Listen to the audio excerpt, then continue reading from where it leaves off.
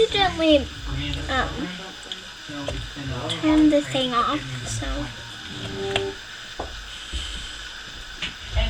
that was fun.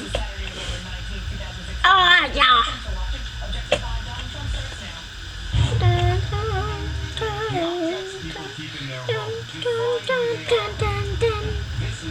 Oh, dang,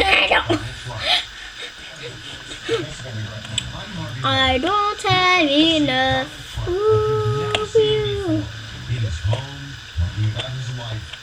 I'm happy with you.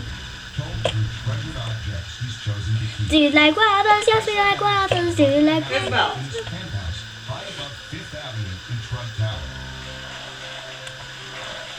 We want you to see the next president of the United States, the father, the aspiring movie producer, the sports fanatic, the man who still grieves over his brother's death, and the future politician. This sounds like political presidential talk. Who was secretly egged on by the United States president. Rip.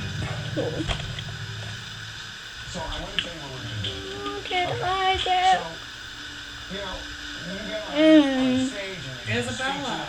every day.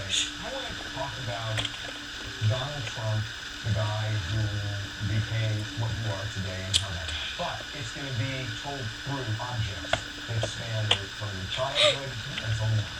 So I'd like to start. I'm going to go take a picture. I'm going to find you and John, and I'll be right back. I'm assuming this is you. So, how old are you? What do you think? It looks like 3. Yeah, maybe 3. Were you rich then? My father was a builder. Right. And he was a very good builder, so he knew how to build a house. And when you saw the house everywhere, they still tell me, I lived in a house your father built. Right. Did you live opulently as a kid? Yeah, because Queens is, I'm sure you had a lot of friends. A lot of people. So it wasn't opulent, but it was good. It was a great environment. Very different, I think, maybe than today, but it was a great environment. How so? Because you are a very Manhattan kind of guy. And you are so different. You always sit overlooking Central Park. Right. Now when I go there, it seems very quaint. Every once in a while, You don't seem like a sweet guy. Yeah, maybe I'm more quaint than you would think. Sometimes I make my way out to where we're maybe going and I'll stop. Because it's an exit, right? Utopia Park. Right. And I get off the exit and I stop and take a look at my house where I grew up with my parents and brothers and sisters and had a good early life. Were you spoiled? Probably. How so? Well, I had parents who spoiled me. My father was tough. And my mother, maybe her own way was tougher, but she spoiled me. I understand you actually worked as a child. You worked the paper route? I did the paper thing, I cleaned laundry rooms, because my father had a building or something, had a little laundry room. Right. And collect sometimes the coins from the machines. I read that when it rained, you took your dad's limo to deliver papers. No, well, that is a stereotype. I don't believe so. There was a story about I just fell into lava. and you No. It's a little exaggerated. I don't Yeah, I think that story's very exaggerated. That story's all over the place. I hate that story. But no, it's not something I do. How were you punished as a kid? I mentioned because your dad was a disciplinarian. He was, and so was my mother. But the wooden spoon, you know, they used to say, Right. my mother would say, oh, I'm going to get the wooden spoon, but you never use it. She was a talker in that sense. So there was no problem. No, they were fun. Right. Loving, great things. My father was a very strong guy, but he was a very loving guy, very good guy. Very kind, very big heart. You know, but he was a tough guy. So for the first 12 years of your life, what's your takeaway from it? I mean, what kind of sticks with you? Right, and get I think realize the value of having great family, great parents. I have good parents.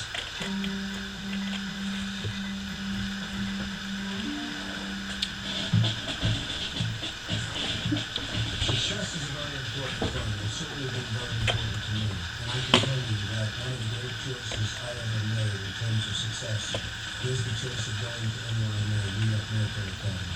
This is an old yearbook from when I went to school. There's one picture. Sort of funny. Wow, you are full military there. There's a good class actually. Yeah, I met people up there. One of them was a drill sergeant, I guess, and he was rough. And I remember the first time I met him, he said, "Well, stand up and attention to everybody." And I'm like, oh, okay. How old were you when you went to military school? I was there 5 years, so I went through high school. So I graduated, I guess, around 17, something. So you were there 13, you went to military school. Where was it? And I was upstate New York, New York Military Academy. Good place. But your family still lived in Queens. They still lived in Queens. Why'd you go? Well, my father thought it would be good for discipline reasons. That's a pretty extreme thing to send your kid away to upstate New York. What kind of discipline problems were you having? Well, I was just somebody that was rebellious. Compared to what you're reading about today, this is minor stuff. I was rebellious. Well, how did that rebelliousness manifest itself? Well, I think, in class, I was a smart person, but I would be very rambunctious. I talked way out of turn. Did you resent your dad when he sent you? No, not at all. I understood. Did he sit you down and say, "Here's one"? Well, he said, "I want to shape you up." See, I want to get into your dad just a little bit because obviously, look, the kids rebel and your dad obviously felt the point. You needed that kind of structure. Yeah, I mean, maybe you just mentioned a little bit of structure. It was great structure for me. It structuralized my thinking and my life. It had a good impact on me. I was able to get it. Well, certainly I was a captain. I graduated at the highest level. In terms of the military rank, I was the captain of the baseball team. I was always, good at that stuff. I love the whole military environment. To this day, I have a feeling for the military. And I guess maybe it was partially because of that.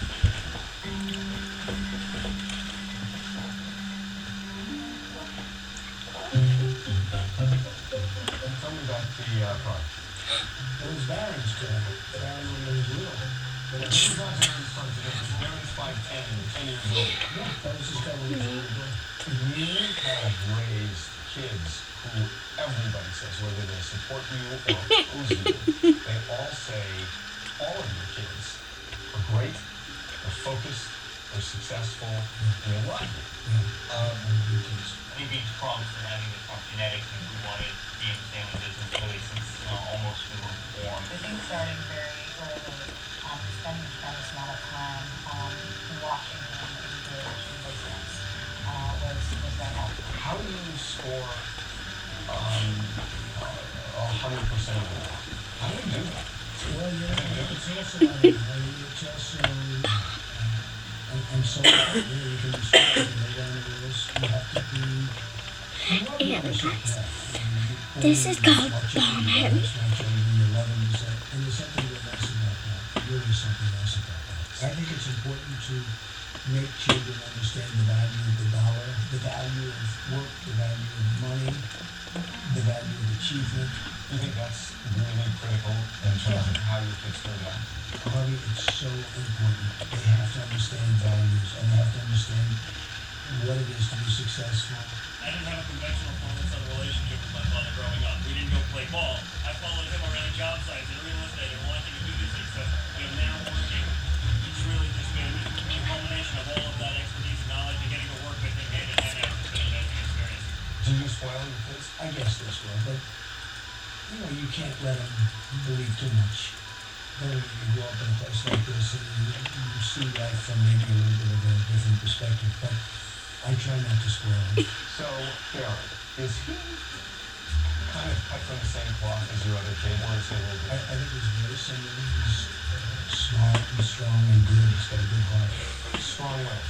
Strong wills. He is his dad. They call him Little Donald around here. Although, I don't know, but maybe we should not wish that on him. But he's a good guy. He can't go near, right? He actually does. I mean, he's pretty advanced. I'll tell you what, when it comes to the computers. But, you talk about bullying and cyberbullying and all the things that kids have to go through.